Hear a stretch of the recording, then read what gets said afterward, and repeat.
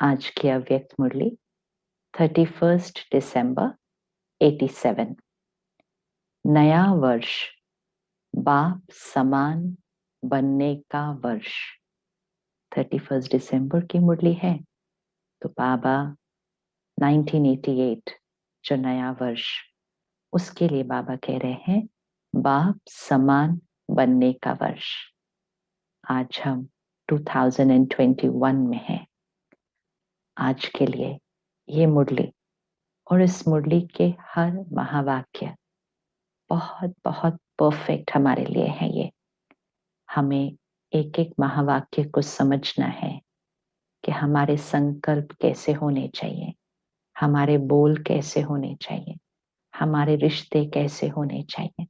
तो बाबा ने आज हमें समझाया है कि बाप समान कैसे बनना है और हमेशा सदा हर एक को मुबारक दुआएं और बधाई कैसे देनी है। निराकार परमात्मा शिव बाबा आज त्रिमूर्ति बाप 3 संगम देख रहे हैं। 3 संगम चल रहे हैं। त्रिमूर्ति बाप 3 संगम देख रहे हैं। एक है बाप और बच्चों का संगम, दूसरा है ये युग संगम और तीसरा है आज वर्ष का संगम। हाँ, तो 2 संगम तो हमेशा ही होते हैं, बाप और बच्चों का मिलन संगम, संगम युग।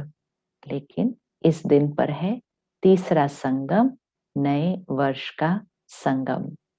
तीनों ही संगम अपनी अपनी विशेषता का है। हर एक संगम परिवर्तन होने की प्रेरणा देने वाला है। हर एक संगम, संगम युग, बाप और बच्चों का मिलन और नए वर्ष पे भी हमेशा नए वर्ष के लिए हर एक परिवर्तन के बारे में सोचता है। तो हर एक संगम परिवर्तन होने की प्रेरणा देने वाला है। अंडरलाइन, आज की मुरली क्या परिवर्तन करना है ये प्रेरणा दे रही है। संगम युग विश्व परिवर्तन की प्रेरणा देता है। बाप और बच्चों का संगम सर्वश्रेष्ठ भाग्य एवं श्रेष्ठ प्राप्तियों की अनुभूति कराने वाला है। अब बाबा हमें तीनों संगम की विशेषता बता रहे हैं। संगम युग विश्व परिवर्तन करने की प्रेरणा देता है कि अब कलयुग अति को पहुंच गया। अब जो चीज अति को पहुंच जाती है उसका अंत होने की जरूरत है। इतना दुख, इतना डर, इतनी चिंता, कलह कलेश, कब तक ऐसे दुनिया चलेगी, ये हर एक मनुष्य के मन का प्रश्न है। तो परमात्मा कह रहे हैं ये दुनिया खत्म नहीं हो जाएगी, प्रलय नहीं हो जाएगी, लेकिन सृष्टि का महान परिवर्तन होना है। तो संगम युग कलयुग से सतयुग में परिवर्तन, इस युग के परिवर्तन का समय है। तो बाबा कहते हैं विश्व परिवर्तन की प्रेरणा संगम युग देता है। बाप और बच्चों का संगम सर्वश्रेष्ठ भाग्य एवं श्रेष्ठ प्राप्तियों की अनुभूति कराने वाला है। सर्वश्रेष्ठ भाग्य, चेक करें, बाबा मिला, बाप और बच्चे का मिलन हुआ, सर्वश्रेष्ठ भाग्य और श्रेष्ठ प्राप्तियों की अनुभूति कराने वाला है। ये भी आज लिखना चाहिए कि बाबा मिला, क्या क्या प्राप्तियां हुई हैं, क्या क्या प्राप्तियां हुई हैं, क्या परिवर्तन हुआ है और अब आगे क्या होना है। तो भगवान तो खुले भंडार हमें देते हैं। हमने उसमें से क्या क्या प्राप्ति अब कर ली है और क्या मुझ आत्मा को और अभी आगे करनी है, और उससे अपने श्रेष्ठ भाग्य की लकीर को कितना लंबा खींचता जाना है।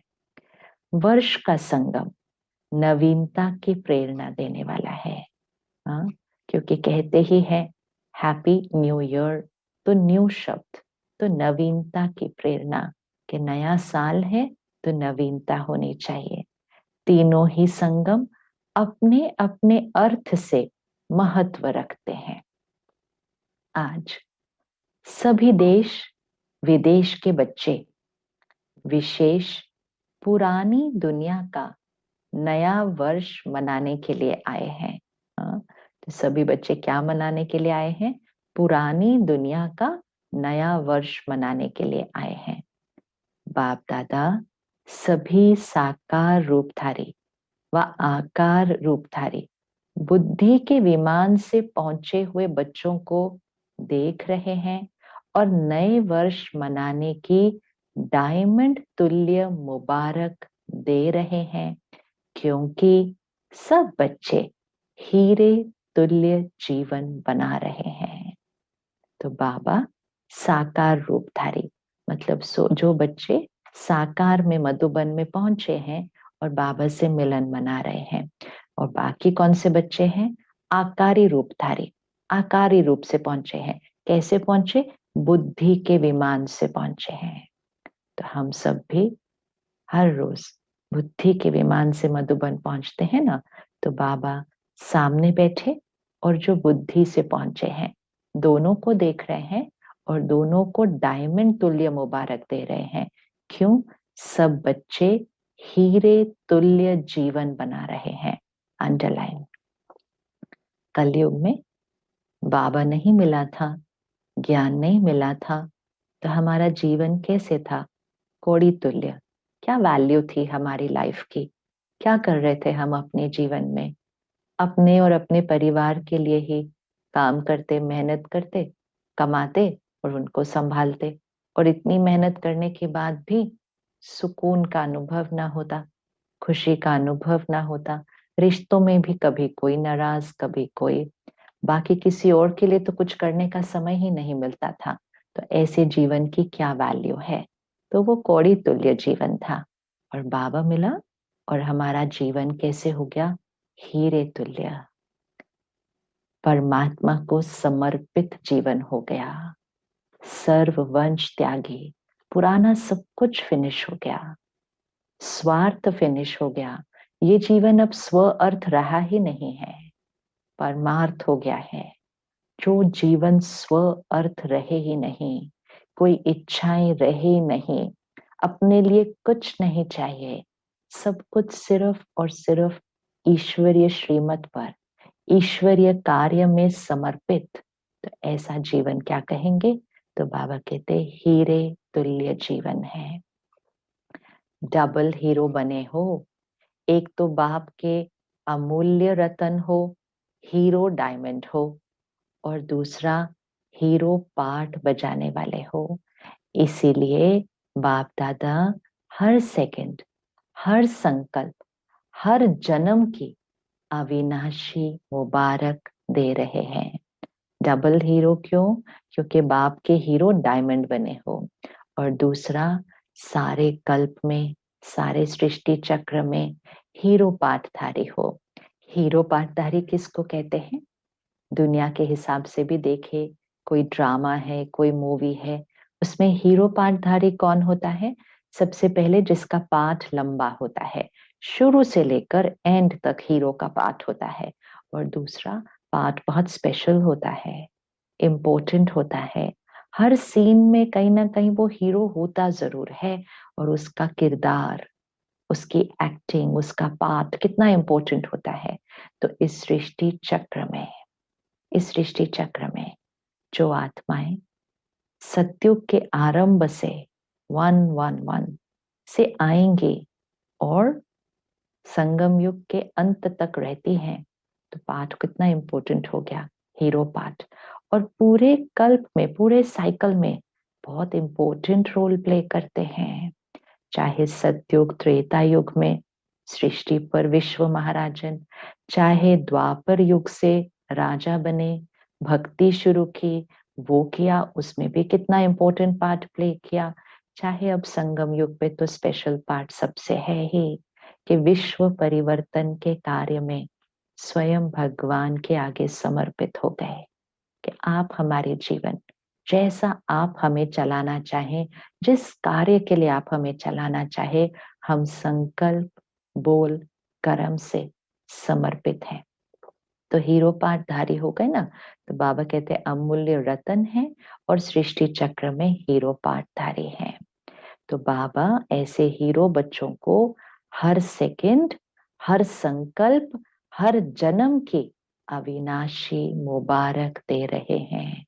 भगवान से मुबारक मिल रही है। हर सेकंड, हर संकल्प भगवान से मुबारक मिलती है। मुबारक अर्थात भगवान की दुआएं। भगवान की दुआएं हम आत्माओं को मिलती हैं हर सेकंड, हर संकल्प, हर जन्म की। आप श्रेष्ठ आत्माओं का सिर्फ आज का दिन मुबारक वाला नहीं है, लेकिन हर समय श्रेष्ठ भाग्य, श्रेष्ठ प्राप्ति के कारण बाप को भी हर समय आप मुबारक देते हो और बाप बच्चों को मुबारक देते सदा उड़ती कला में ले जा रहे हैं। बहुत इंपॉर्टेंट लाइन है, बहुत इंपॉर्टेंट, अच्छे से समझना है कि हमारा सिर्फ आज का दिन अर्थात साल में जो कुछ विशेष दिन आते हैं और फिर नए वर्ष का दिन तो आता ही है, तो बाबा कहते हैं आपका सिर्फ एक दिन मुबारक नहीं है, लेकिन हर समय श्रेष्ठ भाग्य, श्रेष्ठ प्राप्ति के कारण बाप को भी हर समय आप मुबारक देते हो। बाप को बच्चे मुबारक देते हैं। कैसे मुबारक देते हैं? जैसे जैसे हम बाबा के ज्ञान को अपने जीवन में धारण करते हैं, एक एक श्रीमत पर एक्यूरेट चलते हैं, एक एक इच्छा का त्याग करते हैं, और वो त्याग नहीं लगता, वो नेचुरल हो रहा होता है, क्योंकि श्रेष्ठ प्राप्ति, श्रेष्ठ भाग्य मिला। तो हमारी स्थिति कैसे होती जाती है, और जितनी वो स्थिति बाप समान होती जाती है, कितना हम बाबा को शुक्रिया करते हैं हर क्षण। तो बाबा कहता है आप बच्चे अपनी स्थिति से हर क्षण बाबा को मुबारक देते हैं, और बाप बच्चों को मुबारक देते सदा उड़ती कला में ले जा रहे हैं। हाँ, तो हम बाप समान स्थिति बनाने का पुरुषार्थ करते हैं, और बाबा हर क्षण हमें ज्ञान, वरदान, शक्ति, प्यार, दुआएं, ये सारी बाबा की हमारे प्रति मुबारक है। और ये मुबारक देके बाबा हमें सदा उड़ती कला में ले जा रहे हैं। इस नए वर्ष में यही विशेष नवीनता जीवन में अनुभव करते रहो। अंडरलाइन कर ले, होमवर्क आज से, विशेष नवीनता। हर सेकंड और संकल्प में बाप को तो सदा मुबारक देते हो। हाँ, तो बाबा के लिए तो हम हमेशा सिर्फ और सिर्फ कैसा सोचते हैं, कैसे बोलते हैं बाबा के लिए, लेकिन आपस में भी हर ब्राह्मण आत्मा व कोई भी अनजान अज्ञानी आत्मा भी संबंध संपर्क में आए तो बाप समान हर समय हर आत्मा के प्रति दिल के खुशी की मुबारक व बधाई निकलती है। होमवर्क है, अंडरलाइन, विशेष आज से नवीनता। बाबा के प्रति हर संकल्प, हमें पता है हमारा कैसा होता है, हर बोल हमारा कैसा होता है। तो बाबा कहते हैं आप बाप को तो मुबारक देते रहते हो, लेकिन अब आपस में हर ब्राह्मण आत्मा किसको कहेंगे बाबा? जिसने शिव बाबा का ब्रह्मा मुख द्वारा ज्ञान धारण किया और स्थिति को ऊंचा बनाने का पुरुषार्थ कर रहे हैं, तो बाबा ब्राह्मण स्थिति को कहते हैं। तो जो हमारे अंग संग सारे बाबा के वो वाले बच्चे हैं, तो बाबा कहते हैं वो हर आत्मा के प्रति, और जो कोई अनजान है, अभी तक बाबा को नहीं पहचाना है, अज्ञानी आत्मा है, अज्ञानी अर्थात बाबा के ज्ञान को अभी नहीं लिया है। कभी कभी वो होते हैं जिन्होंने बाबा के ज्ञान को लिया है, पहचाना है, लेकिन किसी क्षण वो ज्ञान को यूज नहीं कर रहे होते हैं। उस क्षण के लिए उन्हें भी अज्ञानी समझना है। हम परेशान हो जाते हैं ये सोचकर, इतने ज्ञानी होकर भी ऐसा व्यवहार करते हैं। ज्ञानी अर्थात कौन? जो अपने जीवन में हर क्षण ज्ञान को यूज कर रहा है, अब अपने आप को भी चेक करें, जिस क्षण, चाहे वो एक क्षण के लिए है, चाहे वो एक संकल्प के लिए है, जिस क्षण हम ज्ञान को यूज नहीं कर रहे, पुराने संस्कारों को यूज कर रहे हैं, श्रीमत को यूज नहीं कर रहे, मनमत परमत को यूज कर रहे हैं, तो उस क्षण हम अज्ञानी ही हुए ना। ज्ञानी होते तो ज्ञान को यूज करते ना, तो उस क्षण के लिए हम अज्ञानी हैं। तो एक है ब्राह्मण आत्मा जो अच्छे से पुरुषार्थ कर रहे हैं, एक है अनजान आत्मा जिसने बाबा को पहचाना ही नहीं है, और दूसरा है अज्ञानी आत्मा। तीनों संबंध व संपर्क में आए तो बाप समान, अब यहाँ अंडरलाइन करना है, बाप समान। बाबा का हर संकल्प हर एक के प्रति कैसा होता है, बाबा के हर बोल हर एक आत्मा के प्रति कैसे होते हैं, तो बाप समान हर समय हर आत्मा के प्रति दिल के खुशी की मुबारक व बधाई निकलती रहे। जैसे बाबा की हर बच्चे के प्रति दिल की खुशी, दुआ, मुबारक, बधाई निकलती, ऐसे हमारे मन चित से हर आत्मा के प्रति, चाहे वो ब्राह्मण आत्मा, अनजान आत्मा, अज्ञानी आत्मा, तीनों, हर आत्मा के प्रति मुबारक व बधाई निकलती रहे। कोई कैसा भी हो, लेकिन आपके खुशी की बधाई उनको भी खुशी की प्राप्ति का अनुभव कराए।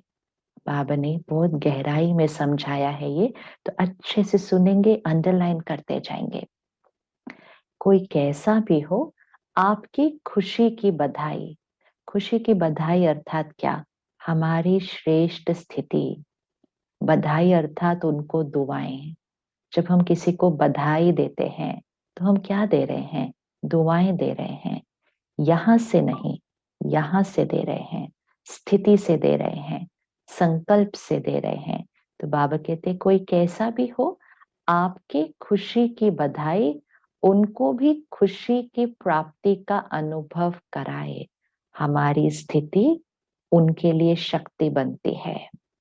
बधाई देना ये खुशी की लेन देन करना है। कभी भी किसी को बधाई देते तो वो खुशी की बधाई है। जब भी किसी को बधाई देते तो वो खुशी की बधाई है।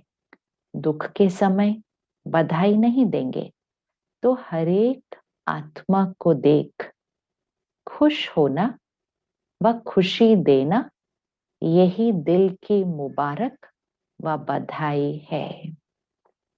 दूसरी आत्मा भले आपसे कैसा भी व्यवहार करे, अब चेकिंग, दूसरी आत्मा भले आपसे कैसा भी व्यवहार करे, लेकिन आप बाप दादा की हर समय बधाई लेने वाली श्रेष्ठ आत्माएं सदा हर एक को खुशी दो। अंडरलाइन है, सामने वाला कैसी भी आपके साथ बात करे, व्यवहार करे, आपके बारे में कुछ बोले, आपके लिए कुछ सोचे, तो सामने वाला कैसा भी व्यवहार करे, हाँ, हमारे ऊपर सामने वाले का प्रभाव नहीं पड़ना चाहिए। सामने वाले की स्थिति का नहीं, सामने वाले के व्यवहार का नहीं। जैसे ही हमारा मन या बोल, एक वर्ड भी, एक शब्द भी हिलता है, अर्थात सामने वाले की एनर्जी का हम पर प्रभाव पड़ा। ये चेकिंग करनी है, सामने वाले की एनर्जी का हम पर प्रभाव पड़ा। आज बाबा ने इक्वेशन दे दी है, सामने वाला कैसा भी व्यवहार करे, आप बाप दादा की हर समय बधाई लेने वाले, तो हम पर किसका प्रभाव हो, बाबा की दुआएं, बाबा की शक्तियां, बाबा का ज्ञान लेने वाले श्रेष्ठ आत्माएं सदा हर एक को खुशी दो। तो अब ये सीन को सामने लेकर आए, सामने एक आत्मा, उसकी स्थिति अभी ठीक नहीं है, चाहे एक क्षण के लिए ही स्थिति ठीक नहीं है, तो उनकी स्थिति की वाइब्रेशन हमारी तरफ पहुंच रही है। ये सीन सामने रखना है, उनकी स्थिति, शब्द और व्यवहार की वाइब्रेशन हमारी तरफ पहुंच रही है। अगर हमने इमीडिएटली यहाँ कनेक्शन नहीं रखा तो फिर क्या हो जाएगा, ये हमारे ऊपर प्रभाव डाल देगा। तो बाबा ने कहा आप बाप दादा की दुआएं बधाई लेने वाले उनको खुशी दो, अर्थात उनकी वाइब्रेशन का प्रभाव हम पर नहीं, बाबा का प्रभाव हम पर और हमसे बाबा का प्रभाव उन पर। ये हर क्षण चलेगा, हर रिश्ते में चलेगा, हर आत्मा के साथ कनेक्शन आने में चलेगा। कोई याद आ गया तो चलेगा। कभी कभी सामने वाले का व्यवहार नहीं, सामने वाला सामने नहीं होता है, लेकिन हमारा कभी कभी संकल्प किसी के लिए अच्छा नहीं चलता है। ये ऐसे क्यों, ये ऐसा कैसे, ऐसे, ये संकल्प भी सामने वाले की स्थिति का प्रभाव है। इमीडिएटली उसको चेंज करना है। अगर एक संकल्प भी आया तो दूसरा संकल्प नहीं आना चाहिए वैसा। ये है पुरुषार्थ, ये है अटेंशन। तो एक संकल्प भी मेरे मन चित्त पर अगर गलत चला तो मुझे उसी क्षण उसको कट करके बाप दादा के समान, बाप दादा की बधाई और दुआओं के आधार से बाबा उस आत्मा के लिए कैसा सोचते, मेरा दूसरा संकल्प वो होना चाहिए। ये अटेंशन है। एक संकल्प अगर चला, दूसरा संकल्प उसी लाइन में नहीं होना चाहिए। ये हमारा पुरुषार्थ है। तो बाबा कहते वो कांटा दे, आप बदले में रूहानी गुलाब दो। वो दुख दे, आप सुख दाता के बच्चे सुख दो। जैसे से वैसे नहीं बन जाओ, अज्ञानी से अज्ञानी नहीं बन सकते। संस्कारों के व स्वभाव के वशीभूत आत्मा से आप भी वशीभूत नहीं बन सकते। अंडरलाइन। वो कांटा दे, आप रूहानी गुलाब दो। कैसे करेंगे ये? सामने वाला कांटा क्यों दे रहा है? क्योंकि सामने वाले की स्थिति डिस्टर्ब्ड है। वो अंदर खुद कांटे वाली स्थिति पर है, उसको खुद वो कांटा चुभ रहा है। औरों को क्या देंगे? लेकिन हमारी स्थिति तो कांटे वाली नहीं थी, हम तो रूहानी गुलाब थे। क्यों थे? क्योंकि हम बाबा से कनेक्टेड थे, बाबा के ज्ञान के आधार से हमारे संकल्प चल रहे हैं। तो उनके पास जो है वो हमें देंगे, हमारे पास जो है वो हम उनको देंगे। लेकिन जब उन्होंने कांटे दिए और हमने उस कांटे को स्वीकार कर लिया, अपने हाथ में ले लिया, अर्थात अपनी मन बुद्धि पर ग्रहण कर लिया और उनके बारे में चिंतन करना शुरू किया, तो फिर हमारी स्थिति में भी कांटे आ गए और हमारी स्थिति से उनको कांटे मिलेंगे। इसलिए बाबा ने कहा वो कांटे दे, आप रूहानी गुलाब दो। कैसे दे? बाप दादा की दुआओं की शक्ति से उनको भी वो शक्ति देनी है। वो दुख दे, आप सुखदाता के बच्चे सुख दो। जैसे से वैसे नहीं बन जाओ। अंडरलाइन। जैसे से वैसे नहीं बन जाओ। जो उनकी स्थिति वो हमारी नहीं, वो हमारी नहीं, वो डिस्टर्ब्ड हम भी डिस्टर्ब्ड नहीं। अज्ञानी से अज्ञानी नहीं बन सकते। अंडरलाइन। सामने वाला ज्ञान से हमारे संकल्प चल रहे हैं, तो उनके पास जो है वो हमें देंगे, हमारे पास जो है वो हम उनको देंगे। लेकिन जब उन्होंने कांटे दिए और हमने उस कांटे को स्वीकार कर लिया, अपने हाथ में ले लिया, अर्थात अपनी मन बुद्धि पर ग्रहण कर लिया और उनके बारे में चिंतन करना शुरू किया, तो फिर हमारी स्थिति में भी कांटे आ गए और हमारी स्थिति से उनको कांटे मिलेंगे। इसलिए बाबा ने कहा वो कांटे दे, आप रूहानी गुलाब दो। कैसे दे? बाप दादा की दुआओं की शक्ति से उनको भी वो शक्ति देनी है। वो दुख दे, आप सुखदाता के बच्चे सुख दो। जैसे से वैसे नहीं बन जाओ। अंडरलाइन। जैसे से वैसे नहीं बन जाओ। जो उनकी स्थिति वो हमारी नहीं, वो हमारी नहीं, वो डिस्टर्ब्ड हम भी डिस्टर्ब्ड नहीं। अज्ञानी से अज्ञानी नहीं बन सकते। अंडरलाइन। सामने वाला ज्ञान को यूज नहीं कर रहा है, अज्ञानी से अज्ञानी नहीं बन सकते। संस्कारों के व स्वभाव के वशीभूत आत्मा से आप भी वशीभूत नहीं बन सकते। वो आत्मा अपने पुराने संस्कार स्वभाव के वशीभूत है। पिछली मुरली में बाबा ने हमें समझाया था, वशीभूत, भूत के वश हो जाते हैं। तो बाबा कहते वो आत्मा वशीभूत है, हमें उनको भी मुक्त करना है, लेकिन हम वशीभूत नहीं बन सकते। ये होमवर्क आज अंडरलाइन करना है। जैसे के साथ वैसा नहीं, अज्ञानी के साथ अज्ञानी नहीं। वो संस्कार स्वभाव के वशीभूत हैं, हम वशीभूत नहीं बन सकते। वो कांटा दे, हम रूहानी गुलाब, वो दुख दे, हम सुखदाता के बच्चे। आप श्रेष्ठ आत्माओं के हर संकल्प में सर्व के कल्याण की, श्रेष्ठ परिवर्तन की, वशीभूत से स्वतंत्र बनाने की दिल की दुआएं व खुशी की मुबारक सदा नेचुरल रूप में दिखाई दे, क्योंकि आप सभी दाता अर्थात देवता हो, देने वाले हो। अंडरलाइन, देने वाले। जब दूसरे की स्थिति का प्रभाव हम पर पड़ जाता है, हम लेने वाले हो जाते हैं। हमने उनकी स्थिति को ले लिया, हम देने वाले हैं, देने वाले हैं।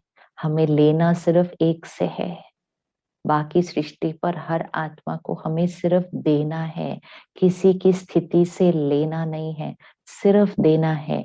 तो बाबा ने कहा हर संकल्प में सर्व के कल्याण की, श्रेष्ठ परिवर्तन की, वशीभूत से स्वतंत्र बनाने की दिल की दुआएं व खुशी की मुबारक सदा नेचुरल रूप में दिखाई दे, क्योंकि आप सभी दाता अर्थात देवता, देने वाले हो। क्या नेचुरल रूप में दिखाई दे? सर्व के कल्याण की, श्रेष्ठ परिवर्तन की, वशीभूत को भी स्वतंत्र बनाने की दिल की दुआएं। आज अपनी थॉट्स की चेकिंग करनी है। हर आत्मा के लिए मेरी थॉट्स कैसी है, प्लीज आज इसकी चेकिंग हमें करनी है। अपने संबंध संपर्क सबके लिए हमारी थॉट्स कैसी हैं। अटेंशन, वर्तमान समय जो चल रहा है, हर एक के प्रति हमारे संकल्प कैसे हैं। कोई कुछ भी कर रहा हो, किसी का कर्म कैसा भी हो, हमारे अंदर से उनके लिए सिर्फ दुआएं, कल्याण की भावना और वशीभूत से स्वतंत्र होने की शुभकामनाएं। तो इस नए वर्ष में विशेष खुशियों की मुबारक देते रहो। ऐसे नहीं कि सिर्फ आज के दिन व कल के दिन चलते फिरते मुबारक हो, मुबारक हो, ये कह के नया वर्ष आरंभ नहीं करना। भगवान हमें डायरेक्शन देता है। ये नहीं होता कि कोई स्पेशल दिन दुनिया के हिसाब से वो दिन स्पेशल है। हमारे लिए हर क्षण, हर दिन बहुत स्पेशल है। तो दुनिया के लिए कुछ दिन स्पेशल होते हैं, तो वो उस दिन मुबारक देते हैं। संगम युग, हीरे तुल्य युग, हर संकल्प हर क्षण स्पेशल है। तो बाबा कहते हैं ऐसे नहीं करना, मुबारक हो, मुबारक हो, ये नहीं। तो बाबा कहते कहना है तो भले कहना, लेकिन दिल से कहना, लेकिन सारा वर्ष कहना, सिर्फ 2 दिन नहीं। सारा वर्ष कहना, सिर्फ 2 दिन नहीं कहना।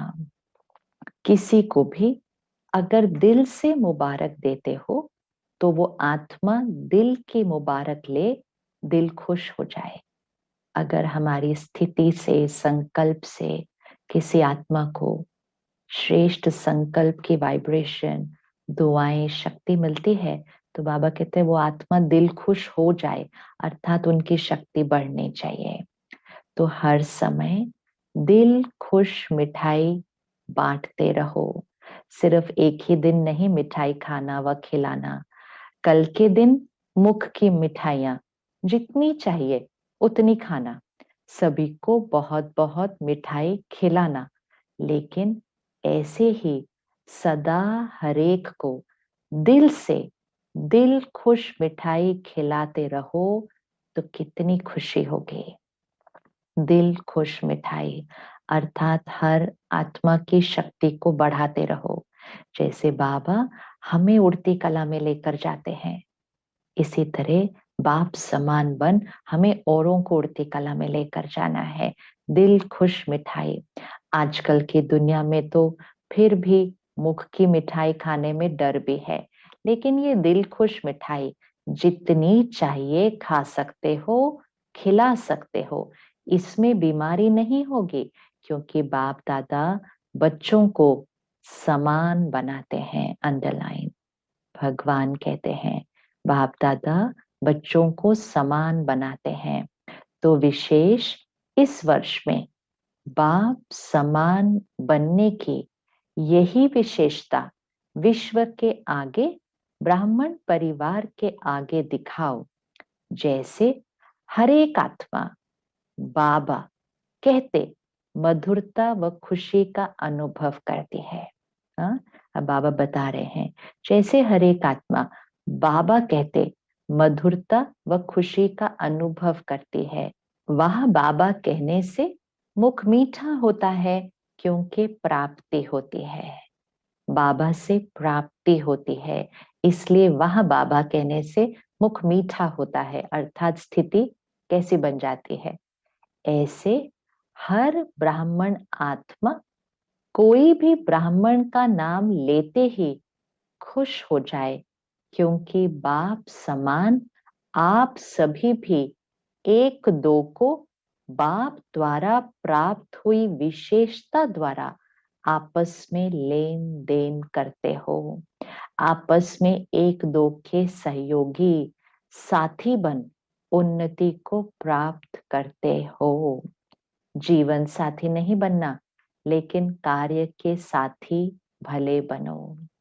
तो बाबा कहते हैं जैसे वाह बाबा कहकर हर आत्मा का मुख मीठा हो जाता है, अर्थात स्थिति कैसी खुशहाल हो जाती है, भरपूर फीलिंग आती है प्राप्ति की।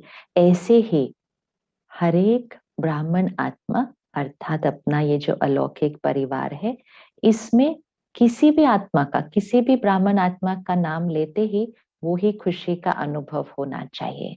जैसे हम दादियों का नाम लेते हैं, तो नाम लेते ही वाह दादी, क्या प्राप्ति और खुशी की अनुभूति होती है। क्यों? क्योंकि हमने उनसे बहुत कुछ प्राप्त किया है। तो बाबा कहते हैं ऐसे ही अब हरेक का नाम लेते हुए हरेक आत्मा को वो अनुभूति होनी चाहिए। तो बाबा कह रहे हैं जैसे बाप को याद करते ही खुशी में नाचते, वैसे हर एक ब्राह्मण आत्मा को हर ब्राह्मण याद करते रूहानी खुशी के अनुभव करे। हद के खुशी का नहीं, हद की खुशी का नहीं, हर समय बाप की सर्व प्राप्तियों का साकार निमित्त रूप अनुभव करे। हर समय बाप की सर्व प्राप्तियों का साकार निमित्त रूप अनुभव करे। अर्थात इस अलौकिक परिवार में, ब्राह्मण परिवार में किसी को भी याद करो तो ऐसा अनुभव हो कि ये साकार का निमित्त रूप, साकार ब्रह्मा बाबा का ये निमित्त रूप है, बाप दादा की प्राप्तियों का ये साकार निमित्त रूप है। तो जैसे प्राप्तियां बाप दादा से होती हैं, ऐसे ही प्राप्तियां हमें इनसे हो रही हैं, ऐसा हर एक को अनुभव हो। इसको कहते हैं हर संकल्प व हर समय एक दो को मुबारक देना। सबका लक्ष्य तो एक ही है कि बाप समान बनना ही है, क्योंकि समान के बिना तो न बाप के साथ स्वीट होम में जाएंगे और न ब्रह्मा बाप के साथ राज्य में आएंगे। तो हर एक का लक्ष्य क्या है? बाप समान बनना, क्योंकि नहीं तो बाप के साथ परम धाम जाएंगे नहीं और ब्रह्मा बाबा के साथ सतयुग के प्रारंभ में आएंगे नहीं। जो बाप दादा के साथ अपने घर में जाएंगे, वही तो ब्रह्मा बाबा के साथ राज्य में उतरेंगे, ऊपर से नीचे आएंगे ना। तो ये स्थिति के आधार से होता है, जिसकी संपूर्ण पवित्रता, 16 कला संपूर्ण, वो श्रेष्ठ स्थिति तक हम पहुंचेंगे तो हम बाबा के साथ परम धाम जाएंगे। और ब्रह्मा बाबा के साथ सतयुग के प्रारंभ में स्थिति के आधार पर आते हैं ना, तो बाबा कहते हैं ऊपर से नीचे आएंगे ना, सिर्फ साथ जाएंगे नहीं, लेकिन साथ आएंगे भी। पूज्य भी ब्रह्मा के साथ ही बनेंगे और पुजारी भी ब्रह्मा बाप के साथ ही बनेंगे। तो अनेक जन्मों का साथ है, लेकिन उसका आधार इस समय समान बन साथ चलने का है। अनेक जन्मों का साथ है, लेकिन उसके लिए इस समय समान बन साथ चलने का है। इस वर्ष की विशेषता देखो, नंबर भी 8 है, 88। 1987 31 दिसंबर की मुरली है, तो 88 शुरू हो रहा है। तो बाबा कह रहे हैं 8 है। 8 का कितना महत्व है। अगर अपना पूज्य रूप देखो तो अष्टभुजाधारी, अष्ट शक्तियां उसी की ही यादगार है। अष्ट रतन, अष्ट राजधानियां, अष्ट का भिन्न भिन्न रूप से गायन है।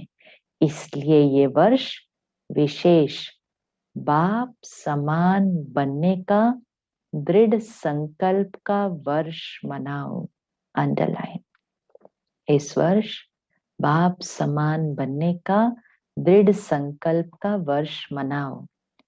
जो भी कर्म करो बाप समान करो, संकल्प करो, बोलो, संबंध संपर्क में आओ, बाप समान।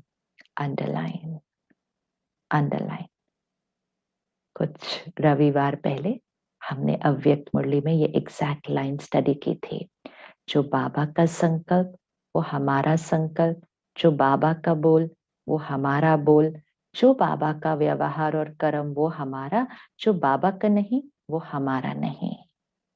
हाँ, तो आज बाबा ने वही बात फिर से रिवाइज करवाई है। जो भी कर्म करो बाप समान करो, संकल्प करो, बोलो, संबंध संपर्क में आओ, बाप समान। ब्रह्मा बाप समान बनना तो सहज है ना, क्योंकि साकार है। तो साकार में पार्ट प्ले किया है, वो बने हैं उस तरह से संपूर्ण फरिश्ता। तो बाबा ने कहा सैंपल है सामने, साकार है, 84 जन्म लेने वाली आत्मा है। पूज्य अथवा पुजारी सभी की अनुभवी आत्मा है। हाँ, तो सारे अनुभव ब्रह्मा बाबा के पास थे। पुरानी दुनिया के, पुराने संस्कारों के, पुराने हिसाब किताब के, संगठन में चलने और चलाने सब बातों के अनुभवी ब्रह्मा बाबा, सब बातों के अनुभवी, पुरानी दुनिया के अनुभवी, पुराने संस्कारों के, पुराने हिसाब किताब के, संगठन में चलने और चलाने, सब बातों के अनुभवी। तो अनुभवी को फॉलो करना मुश्किल नहीं होता है। और बाप तो कहते हैं कि ब्रह्मा बाप के हर कदम के ऊपर कदम रखो। तो शिव बाबा क्या कह रहे हैं, ब्रह्मा बाबा के हर कदम पर कदम रखो। कोई नया मार्ग नहीं निकालना है, सिर्फ हर कदम पर कदम रखना है। ब्रह्मा को कॉपी करो। इतनी अकल तो है ना। हाँ, तो बाबा कह रहे हैं नया कुछ नहीं करना है, सिर्फ कॉपी करना है। कॉपी करना कितना इजी होता है। हाँ, कॉपी करके तो जिसको कुछ नहीं आता वो भी पास हो जाते हैं, क्योंकि उन्होंने सिर्फ कॉपी किया। तो हमें क्या करना है, सिर्फ कॉपी करना है, सिर्फ कॉपी करना है। बाबा कहते कुछ नया नहीं करो, सिर्फ ब्रह्मा बाबा को कॉपी करो। इतना अकल तो है ना, सिर्फ मिलाते जाओ, क्योंकि बाप दादा दोनों ही आपके साथ चलने के लिए रुके हुए हैं, रुके हुए हैं। निराकार बाप परमधाम निवासी है, लेकिन संगम युग पर साकार द्वारा पाठ तो बजाना पड़ता है ना। इसलिए आपके इस कल्प का पाठ समाप्त होने के साथ बाप दादा दोनों का भी पाठ इस कल्प का समाप्त होगा। जब तक हमारा पाठ इस संगम युग में है तो ब्रह्मा बाबा का पाठ तो हमारे साथ है ही। तो ब्रह्मा बाबा सूक्ष्म वतन में इंतजार कर रहे हैं। जब हम सब अपनी संपूर्ण अवस्था को पहुंचेंगे और घर जाने के लिए तैयार होंगे, तभी तो ब्रह्मा बाबा घर चलेंगे। तो ब्रह्मा बाबा का तो हमारे साथ पाठ है। आज बाबा ने कहा शिव बाबा निराकार परमात्मा का भी हमारे साथ पाठ बंधा हुआ है। क्यों? क्योंकि जब तक हमारा पाठ है तब तक शिव बाबा का संगम युग पर पाठ है, पाठ है। तो बाबा कहते हैं दोनों का पाठ, बाप और दादा दोनों का भी पाठ इस कल्प का समाप्त होगा जब हम बच्चों का इस कल्प का पाठ समाप्त होगा। फिर कल्प रिपीट होगा। इसलिए निराकार बाप भी आप बच्चों के पाठ के साथ बंधा हुआ है। शुद्ध बंधन है, लेकिन पाठ का बंधन तो है ना, स्नेह का बंधन, सेवा का बंधन, लेकिन मीठा बंधन है, कर्म भोग वाला बंधन नहीं है। तो नया वर्ष सदा मुबारक का वर्ष है। नया वर्ष सदा बाप समान बनने का वर्ष है। नया वर्ष ब्रह्मा बाप को फॉलो करने का वर्ष है।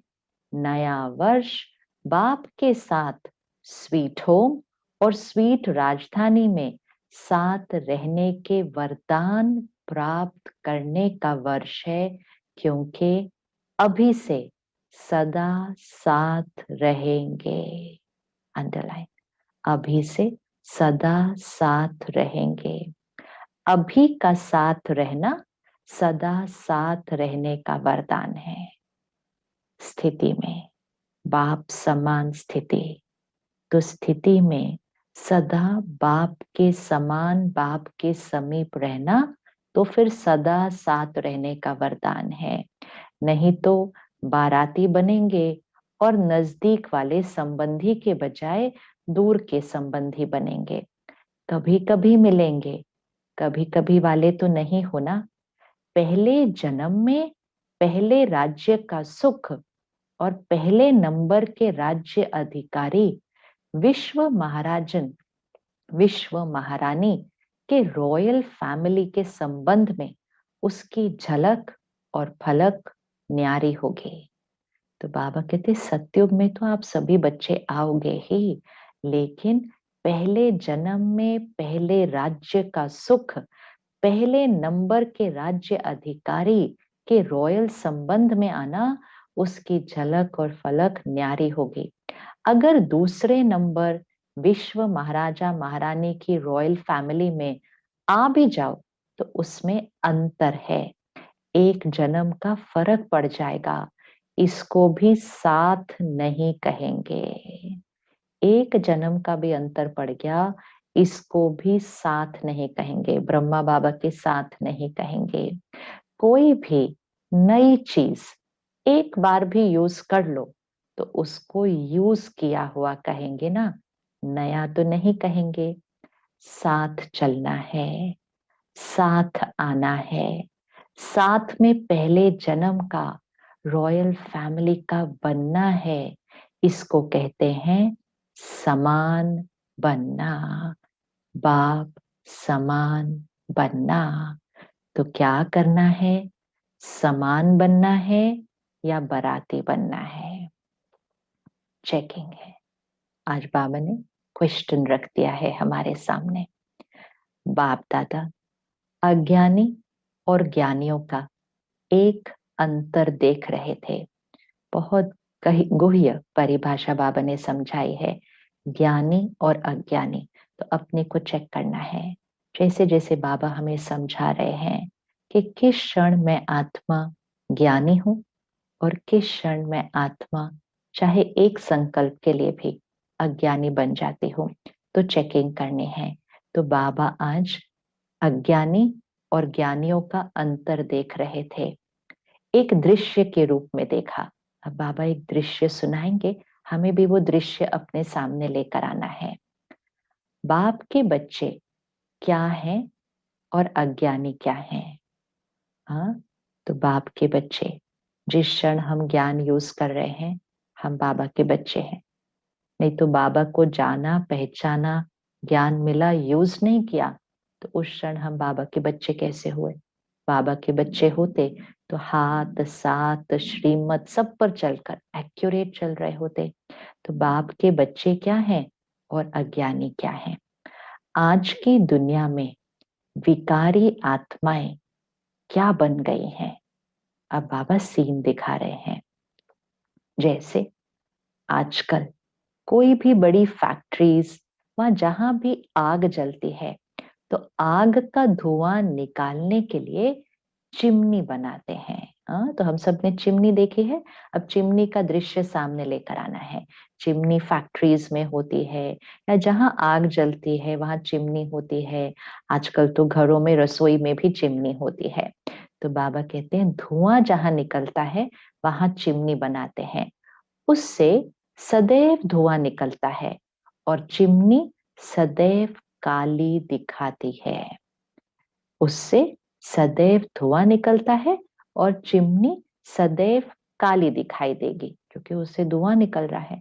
तो आज का मानव विकारी होने के कारण, किसी न किसी विकार वश होने के कारण, संकल्प में, बोल में ईर्ष्या, घृणा या कोई ना कोई विकार का धुआं निकालता रहता है। अब चेकिंग करें इस सीन की, कि कोई ना कोई विकार का धुआं निकलता रहता है। तो जैसी हमारी स्थिति होगी, जैसे हमारे बोल होंगे, वैसे हमारी वाइब्रेशंस होंगे। धुआं कैसे होता है? ऊपर उड़ता है, हवा में चला जाता है। ऐसे ही हमारी वाइब्रेशंस भी सारे वातावरण में फैल जाती हैं, हवा में चली जाती है, औरों को भी मिलती हैं। तो बाबा कहते हैं विकारी, ईर्ष्यावश, घृणावश या कोई भी विकार के वश धुआं निकलता रहता है।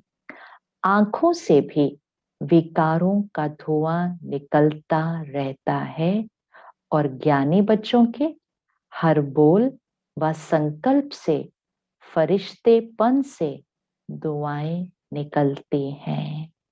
दो सीन सामने लेकर आने हैं।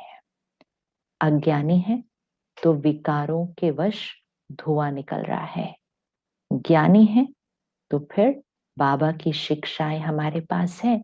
हर बोल व संकल्प से, फरिश्तेपन से दुआएं निकलती हैं। उसका है विकारों की आग का धुआं, और ज्ञानी तो आत्माओं के फरिश्ते रूप से सदा दुआएं निकलती हैं। कभी भी संकल्प में भी किसी विकार के वश विकार की अग्नि का धुआं नहीं निकलना चाहिए। सदा दुआएं निकले। अंडरलाइन कर लें।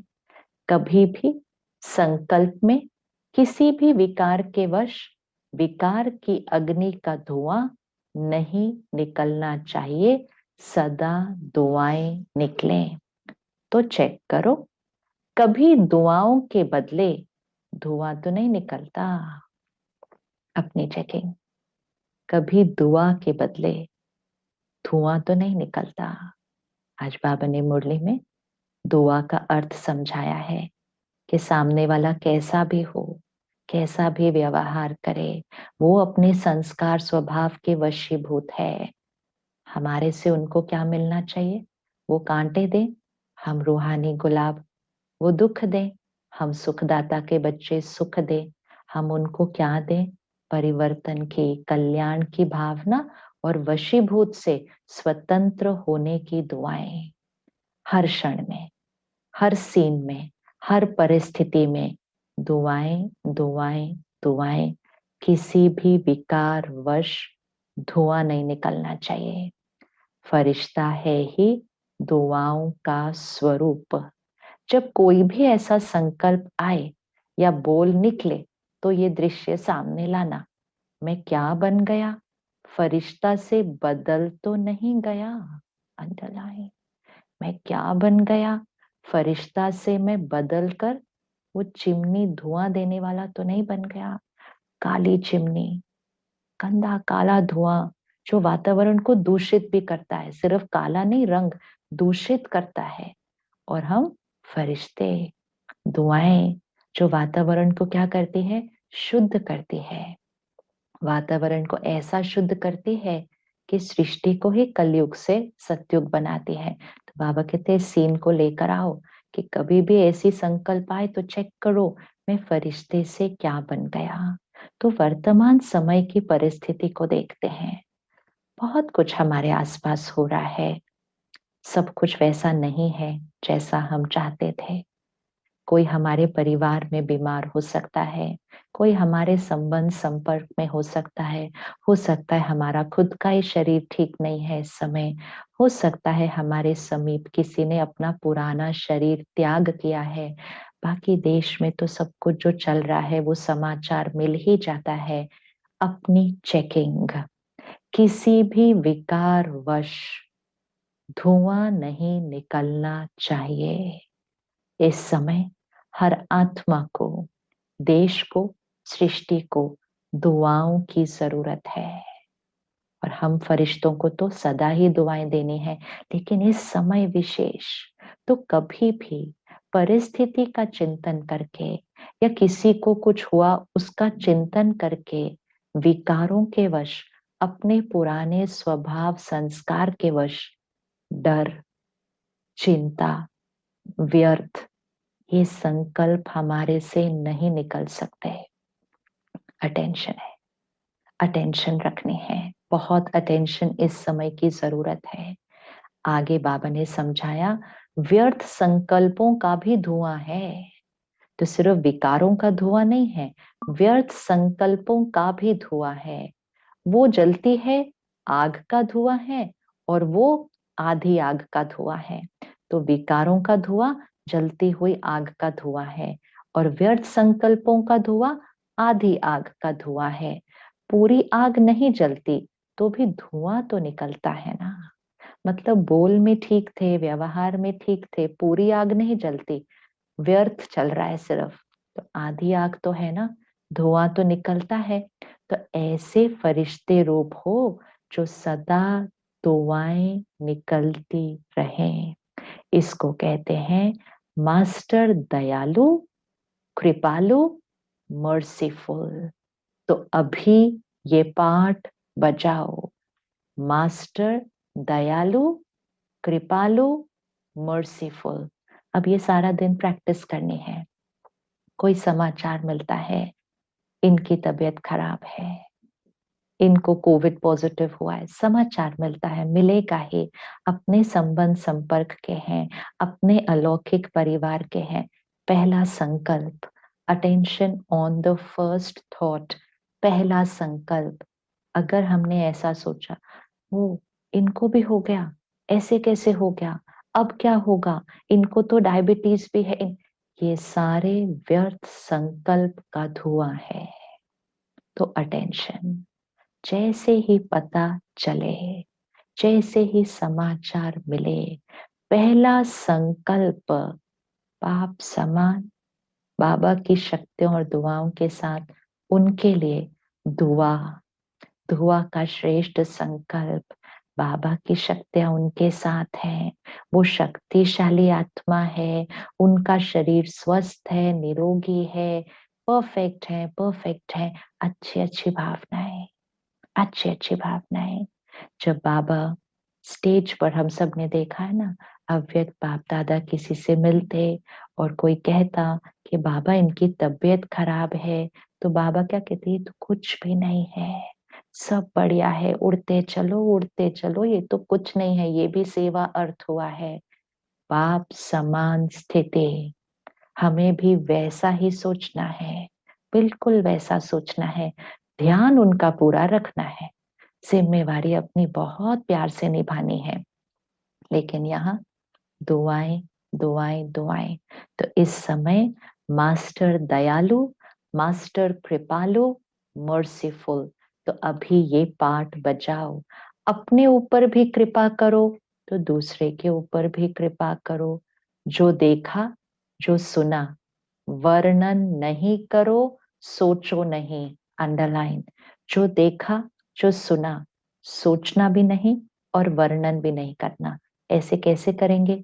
देख लिया, सुन लिया, संकल्प तो चलेंगे ना? नहीं।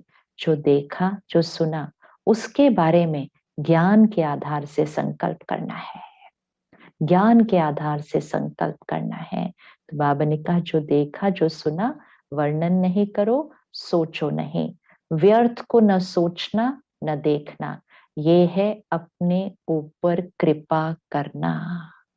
व्यर्थ को न देखना, न सोचना, ये है अपने ऊपर कृपा करना। और जिसने किया व कहा, उसके प्रति भी सदा रहम करो, कृपा करो। अर्थात जो व्यर्थ सुना, देखा, उस आत्मा के प्रति भी शुभ भावना, शुभ कामना की कृपा करो। किसी ने कुछ गलत व्यवहार किया, किसी का संस्कार, तो बाबा कहते एक तो देखना सुनना नहीं है, दूसरा देख सुन लिया तो वो सोचना और बोलना नहीं है। उनके लिए भी दुआ का संकल्प करना है। तो बाबा कहते ये है अपने ऊपर कृपा। और जब अपने ऊपर कृपा होगी तो दूसरे के प्रति ऑटोमेटिकली कृपा होगी। तो बाबा कह रहे हैं व्यर्थ को न सोचना, न देखना, ये है अपने ऊपर कृपा करना। और जिसने किया व कहा, उसके प्रति भी सदा रहम करो, कृपा करो। अर्थात जो व्यर्थ सुना, देखा, उस आत्मा के प्रति भी शुभ कामना की कृपा करो। और कोई कृपा नहीं, वह कोई हाथ से वरदान नहीं देंगे, लेकिन मन पर नहीं रखना, ये है उस आत्मा के प्रति कृपा करना। सामने वाले की गलती, व्यवहार, संस्कार मन पर नहीं रखना, एक संकल्प भी नहीं। एक संकल्प भी नहीं, मन पर नहीं रखना अर्थात ये नहीं कि पकड़ के नहीं रखना, वो तो करना ही नहीं, लेकिन एक संकल्प भी नहीं। उनकी गलती वहां रहने देना, मन पर नहीं रखना, ये है उस आत्मा के प्रति कृपा। अगर कोई भी व्यर्थ बात देखी हुई व सुनी हुई वर्णन करते हो, अर्थात व्यर्थ बीज का वृक्ष बढ़ाते हो।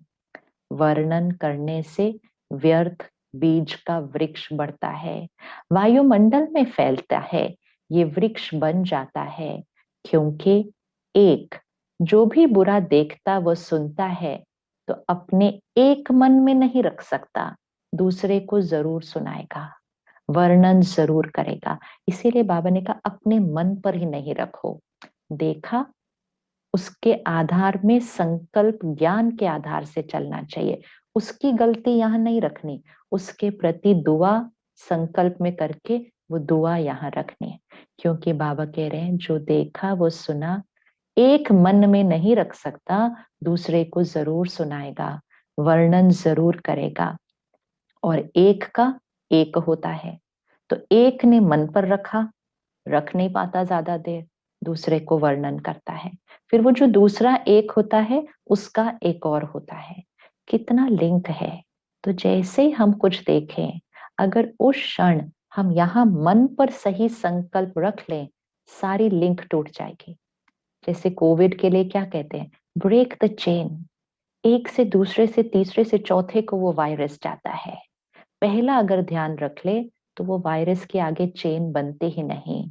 किसी की कमजोरी को देखना और देखकर उसके मन पर, अपने मन पर रख लिया, तो वो भी तो उसकी वो कमजोरी के वायरस को कैच कर लिया। फिर बाबा ने कहा एक के मन पर रहता नहीं, वो वर्णन करता है, तो दूसरे के मन पर भी वो वायरस इन्फेक्शन का दे दिया, उस कमजोरी का। फिर वो दूसरा दूसरे को सुनाता है, फैल जाता है, फैल जाता है। तो एक है बीमारी वायरस, दूसरा है वाइब्रेशन वायरस, इन्फेक्शन यहाँ की। तो अटेंशन रखना है। और एक का एक होता है तो क्या हो जाएगा, एक से अनेकता में आ जाते हैं। और जब एक से एक, एक से एक माला बन जाती है, तो जो करने वाला होता है वो और ही व्यर्थ को स्पष्ट करने के लिए जिद में आ जाता है। तो जब सब लोग उसके बारे में कुछ ऐसा सोचते और बोलते हैं, तो जो करने वाला होता है वो और ही जिद में आ जाता है। तो वायुमंडल में क्या फैला, व्यर्थ। ये धुआं फैला ना, ये दुआ हुई या धुआं हुआ। इसलिए व्यर्थ देखते हुए, सुनते हुए स्नेह से, शुभ भावना से संभालो। यहाँ व्यर्थ होगा, यहाँ शुभ भावना। यहाँ गलत होगा, यहाँ दुआ होगी। यहाँ कांटा होगा,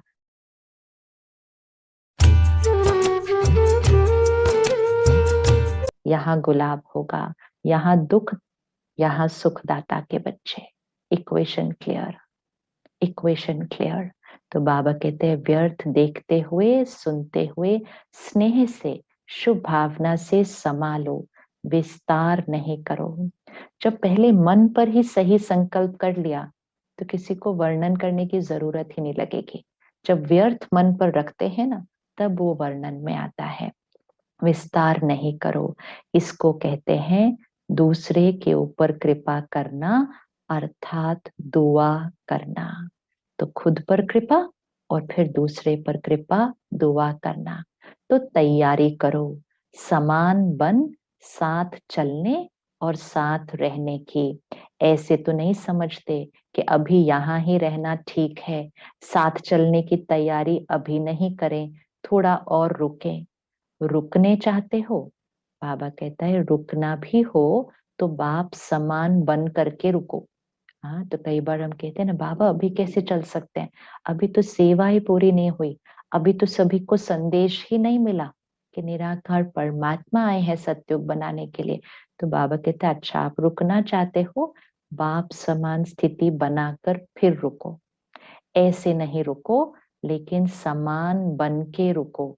फिर भले रुको, छुट्टी है, आप तो एवर रेडी हो ना।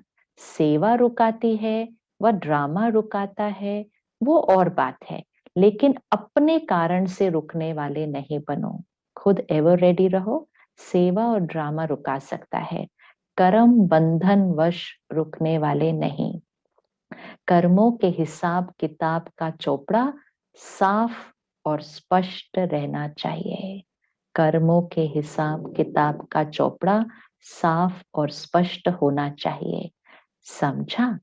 अच्छा, चारों ओर के सर्व बच्चों को नए वर्ष की महानता से महान बनने की मुबारक सदा साथ रहे।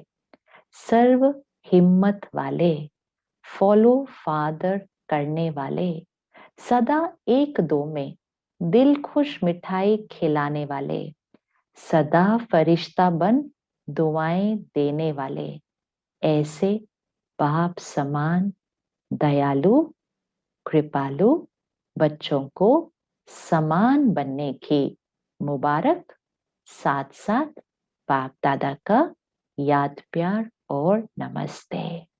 हम रूहानी बच्चों की रूहानी बाप दादा को याद प्यार, नमस्ते और शुक्रिया। डबल विदेशी भाई बहनों से अव्यक्त बाप दादा की मुलाकात। सदा अपने को संगम योगी श्रेष्ठ आत्माएं अनुभव करते हो। श्रेष्ठ आत्माओं का हर संकल्प व बोल, हर कर्म स्वतः ही श्रेष्ठ होता है। तो हर कर्म श्रेष्ठ बन गया है। जो जैसा होता है वैसा ही उसका कार्य होता है। तो श्रेष्ठ आत्माओं का कर्म भी श्रेष्ठ ही होगा ना। जैसी स्मृति होती है वैसी स्थिति होती है। तो श्रेष्ठ आत्मा, श्रेष्ठ स्थिति, श्रेष्ठ कर्म। तो श्रेष्ठ स्थिति नेचुरल स्थिति है, क्योंकि हो ही विशेष आत्माएं। ऊंचते ऊंच बाप के बन गए, तो जैसा बाप वैसे बच्चे हुए ना। बच्चों के लिए सदा कहा जाता है सन शोज फादर। तो ऐसे हो, आप सबके दिल में कौन समाया हुआ है? जो दिल में होगा वही बुद्धि में होगा, बोल में होगा, संकल्प में भी वही होगा। आप लोग कार्ड भी हार्ट के ले आते हो, हाँ, तो कार्ड भी हार्ट के शेप का होता है। गिफ्ट भी हार्ट के भेजते हो, तो ये अपनी स्थिति का चित्र भेजते हो ना। तो जो बाप के दिल पर सदा रहता है, वो सदा ही जो बोलेगा, जो करेगा, वो स्वतः ही बाप समान होगा। बाप समान बनना मुश्किल नहीं है ना। सिर्फ डॉट, बिंदी, हाँ, बाबा बिंदी, सिर्फ डॉट बिंदी याद रखो तो मुश्किल नॉट हो जाएगी। हाँ, कुछ भी डिफिकल्ट नहीं होगा, नो मुश्किल। तो बाबा कहते हैं मुश्किल नॉट बन जाएगी अगर आप डॉट बन जाएंगे। डॉट को भूलते हो तो नॉट नहीं होता। हम कहते नहीं ये नहीं होता, ये नहीं होता, तो नॉट मतलब नहीं कर पाना, वो नहीं होता क्योंकि डॉट को भूल जाते हो। कितना सहज है डॉट बनना, डॉट लगाना। सारा ज्ञान इसी एक डॉट शब्द में समाया हुआ है।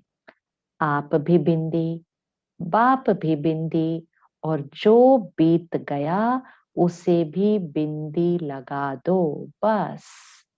छोटा बच्चा भी सीख लेता है ना। तो बाबा कहते हैं छोटा बच्चा भी लिखना जब शुरू करता है तो पहले जब पेंसिल कागज पर रखता है तो क्या बन जाता है, डॉट बनेगा ना। तो ये भी बच्चों का खेल है। ये पूरा ही ज्ञान की पढ़ाई खेल खेल में है। मुश्किल काम नहीं दिया है, इसलिए काम भी सहज है और हो भी सहज योगी। बोर्ड में भी लिखते हो ना, सहज राज योग।